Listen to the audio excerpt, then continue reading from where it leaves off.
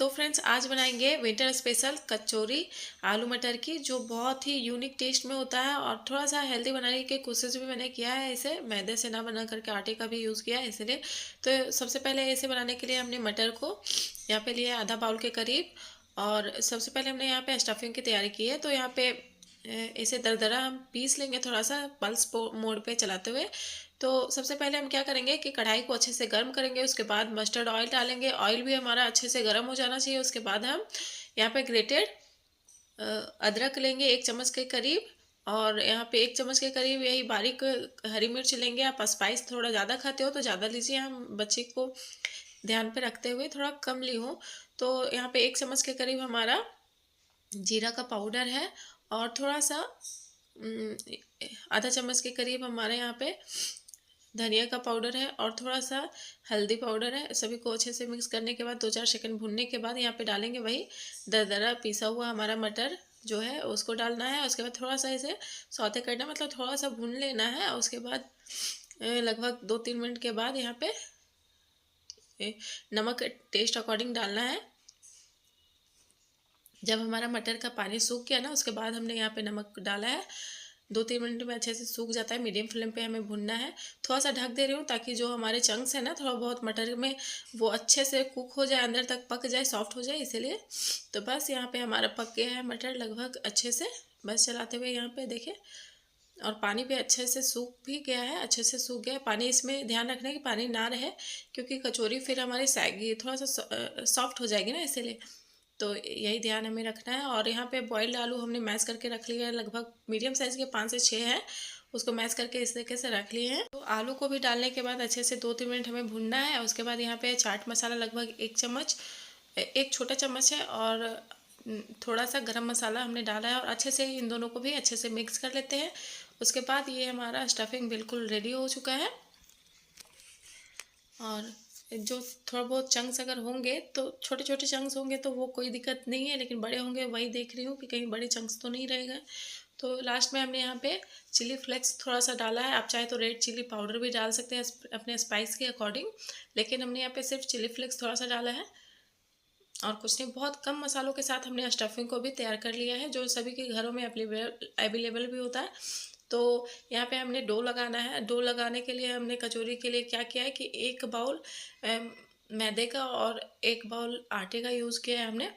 आप चाहे तो सिर्फ मैदे या सिर्फ आटे से भी बना सकते हैं, लेकिन इस तरीके से करने से क्या होता है ना कि हमें पता नहीं चलेगा कि हमने आटे का भी यूज़ इसमें किया है, इसीलिए हमने दोनों को मिक्स करके बनाया है। थोड़ा हेल्दी भी हो जाएगा क्योंकि गेहूं का आटा हमने यूज़ किया है इसलिए। तो यहाँ पे देखिए थोड़ा नमक भी डाले हैं। तो घर में बना रहे हैं तो बिल्कुल अपने टेस्ट के अकॉर्डिंग सब कुछ बनाएंगे। तो नमक हमने टेस्ट के अकॉर्डिंग डाले हैं, और थोड़ा सा यहाँ पे अजवाइन को क्रश करते हुए डाल देना है ताकि फ्लेवर हमारा और भी अच्छा आवे, इसलिए। तो यहाँ पे लगभग 1/4 कप ये हमारा, नहीं सॉरी, जितना हम गेहूं का आटा या फिर मैदा यूज़ करेंगे उसका 1/4 हमें यूज़ करना है ऑयल का मोइन के लिए, तभी परफेक्ट मोइन पड़ता है। 4 भाग में 1 भाग हमारा ऑयल होना चाहिए। तो इस तरीके से आप चाहे तो घी का भी मोइन ले सकते हैं, लेकिन यहाँ पे ऑयल का हमने यूज़ किया है, बिल्कुल परफेक्ट ही बनता है, कोई प्रॉब्लम नहीं होता है। आप चाहे तो हेल्थ कॉन्शियस है, मतलब कि अगर रिफाइंड वगैरह ना खाते हो तो आप घी का भी यूज़ कर सकते हैं। तो बस यहाँ पे हमने इस तरीके से डो को लगा लिया है। सॉफ्ट, बिल्कुल सॉफ्ट रखना है हमें, जैसे कि आटा गूँथते हैं ना रोटी के लिए, उससे भी सॉफ्ट हमें रखना है इस डो को थोड़ा सा। उसके बाद हमें इसे ढक करके 10 से 15 मिनट के लिए सॉफ्ट होने के लिए छोड़ना है, ताकि अच्छे से ये सॉफ्ट हो जाए, फूल जाए इसलिए, और कचौरी हमारा बिल्कुल परफेक्ट बने। तो इसके बाद इसे ढक्कन हटाने के बाद अच्छे से गूँथना है सॉफ्ट होने तक। और बस ये हमारा सॉफ्ट हो चुका है। तो इसके बाद यहाँ पे इसकी लोइयाँ निकालेंगे। इसके लिए सबसे पहले 2 भागों में डिवाइड करिए, और इसे रोल करने के बाद अच्छे से हाथों के मदद से या फिर आप चाकू की मदद से इसके जो बॉल्स है उसे निकाल सकते हैं। इसे के रोल करने के बाद ना इजी हो जाता है हमारे बॉल्स को निकालने में, और एक साइज़ में निकलेंगे। तो आप हाथों से इस तरीके से समझ में अगर ना आवे ना तो आप चाकू की मदद से भी काट सकते हैं। इस तरीके से होता क्या है ना कि चाकू की मदद से इक्वल ही मतलब हर जगह पे हर बॉल को डिवाइड कर सकते हैं एक ही शेप में, एक ही जैसा, और ऐसे इजी भी हो जाता है इस तरीके से। और इसका बॉल का साइज़ ना हमें, इसके पेड़े का साइज़ हमें रोटी के साइज़ से थोड़ा बहुत छोटा ही रखना है, नहीं तो रोटी के जितना ही रखना है। और यहाँ पे देखिए कुछ इस तरीके से हमें कटोरी का शेप बनाना है।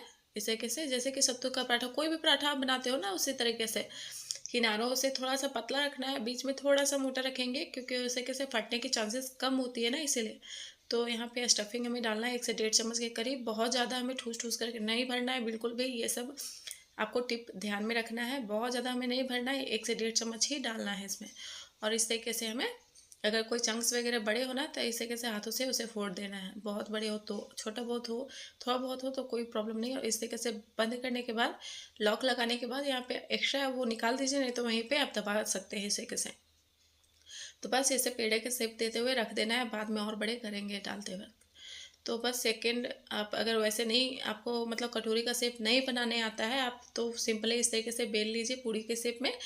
तो हमें ध्यान इसमें यही रखना है कि बीच में थोड़ा सा थिक रहे, किनारों से हमें बेलते हुए बड़ा करना है इसे, ठीक है।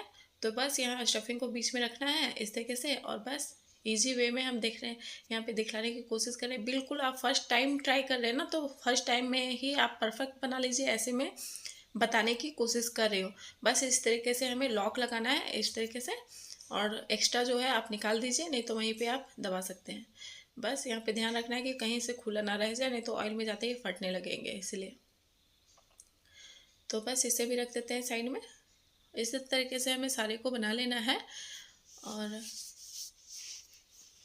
बहुत ही इजी है फ्रेंड्स। तो यहाँ पे अब सेकंड टिप आपको ये ध्यान रखना है ना कि ऑयल हमारा बिल्कुल ना के बराबर गर्म हो, बिल्कुल मीडियम से भी लो गर्म होना चाहिए, बिल्कुल लो गर्म होना चाहिए। देखिए, एक छोटा सा बॉल डालने के बाद यहाँ पे बहुत देर के बाद यहाँ बुलबुले निकल रहे हैं, बबल्स आ रहे हैं छोटा छोटा सा। तो बस यहाँ पे आप, यहाँ पे देखिए इसे कैसे, जिधर से लॉक लगाए थे ना यहाँ पे, तो उधर से ही टैप टैप करते हुए थोड़ा सा बड़ा करना है हमें हाथों की मदद से, इस तरीके से। तो इसलिए लूज भी रखना है हमें, डो को इसलिए लूज रखना है ना, ताकि टैप टैप करने पे अच्छे से फैल भी जाए, थोड़ा सा बड़ा हो जाए, और दूसरी की फटने के चांसेस कम हो जाए। और जिधर से हम टैप टैप कर रहे हैं ना, वही साइड को हमें नीचे में रखना है, इसी से फूलने में भी मदद होती है। तो यही सब सारे टिप्स को आपको रखना है ध्यान में। बिना कोई बेकिंग पाउडर, बेकिंग सोडा का भी ये अच्छे से गुब्बारे की तरह फुलाने की टिक है, टिप्स है, ये सारे ध्यान में आपको रखना है। तो यहाँ पे देखिए 5 मिनट के बाद, लगभग 4 से 5 मिनट हो चुके हैं, बिल्कुल लो फ्लेम में हमने इसे पकने दिया है, आराम से, कोई टच नहीं किया था। और बस 5 मिनट के बाद यहाँ ऊपर से, अंदर से थोड़ा गोल्डन ब्राउन होने लगे, तो बस इसे पलट करके अच्छे से गोल्डन ब्राउन कर लिए। तो लो फ्लेम पे शुरू में रखना है, उसके बाद थोड़ा सा देखेंगे ना कि गोल्डन होने लगा है थोड़ा सा पलटने के बाद, तो फिर उसके बाद आप मीडियम फ्लेम पे इसे पका लीजिए बस। उसके बाद ये हमारे लीजिए तैयार हो गए आलू मटर की कचौरी, बिल्कुल विंटर स्पेशल, और थोड़ा हेल्दी भी है, घर में अच्छे तरीके से हाइजेनिक तरीके से बनाया है हमने इसे। तो आई होप आप लोगों को ये वीडियो अच्छी लगी हो। तो इसी तरीके से हम सारे को तैयार कर लेंगे जितने भी है। तो यहाँ पे एक मैं तोड़ करके दिखला रही हूँ कि कितना खस्ता है, बिल्कुल खस्ता, क्रंची और टेस्टी है, बिल्कुल कहीं से सॉफ्ट भी नहीं हुए, क्योंकि हमने पानी का भी ध्यान रखा था, इसमें कोई मॉइस्चर हमने रहने नहीं दिया था, इसीलिए बिल्कुल क्रंची रहेंगे, इसलिए।